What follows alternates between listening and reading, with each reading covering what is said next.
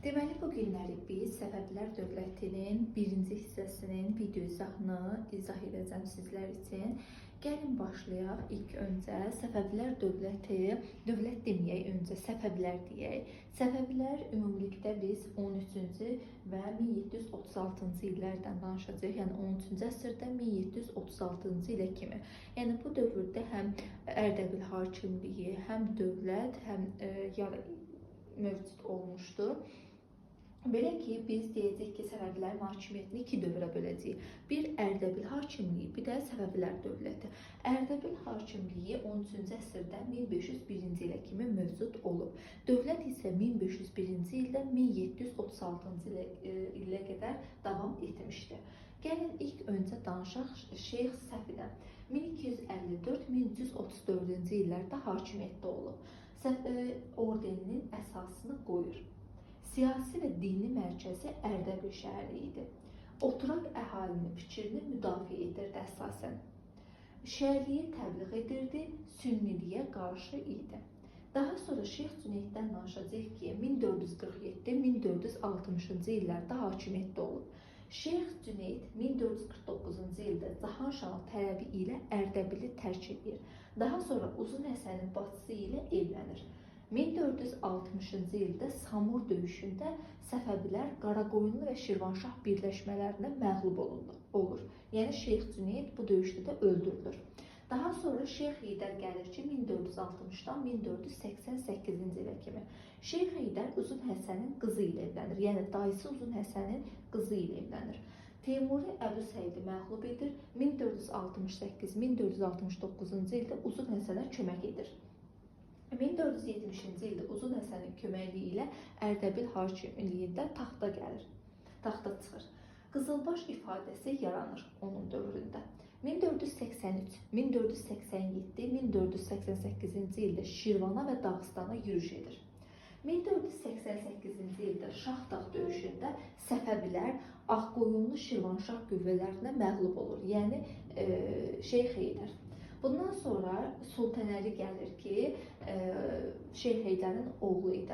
1488-1494-cü ildə hakimiyyətdə olub. O əvvəlcə Rüstəm Mirzə ilə bir müddət ittifaqda olsa da Baysunqura qarşı. Daha sonra isə 1494-cü ildə Şəməsi döyüşündə Rüstəm Mirzə onu məğlub edir.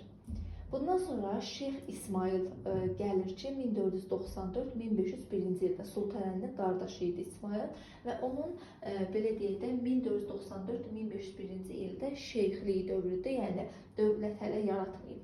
1500-cü ildə Cabani döyüşündə Şirvanşahları məğlub edir. 1501-də Bakını tutur.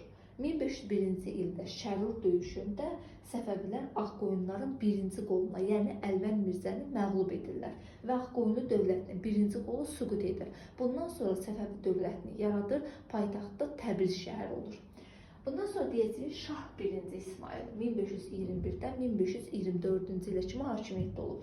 Şah 1-ci İsmail 1503-cü ildə Almabulağı döyüşündə və yaxud da Həmədan döyüşündə Ağqoyunların ikinci qolunu Sultan Muradı məğlub edir və bununla da Ağqoyunlular tamamilə son qoyulur. İkinci Bayezidlə dost olub, yəni ikinci Bayezid Səfəvilərin belə deyək də hakimiyyətini tanıyıb. 1510-cu ildə Dərbəndi, Dağıstanı tabe edib. 1510-cu ildə Mərv döyüşündə Səfəvilər Şeybaniləri məğlub edir və bundan sonra Səfəvi imperiya adlanmağa başlayır. Yəni imperiya çevrilir. 1510-cu ildə Portuqaliyalılar Hörmüzü tutur və bununla da Səfəvilər Hind okeanına çıxışı itirirlər.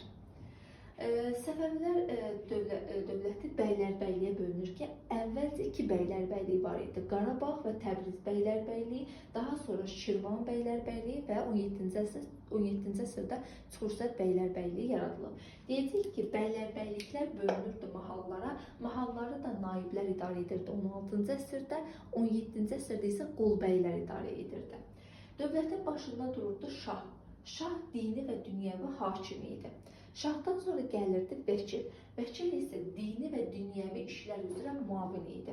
Üçüncü yerdə Əmir-ül-Ümara gəlirdi, dördüncü yerdə də vəzir gəlirdi. Burada xan var idi ki, ali inzibati hərbi rütbə daşıyan şəxs idi. Sultan kiçik inzibati vahidlərə başçılıq edirdi.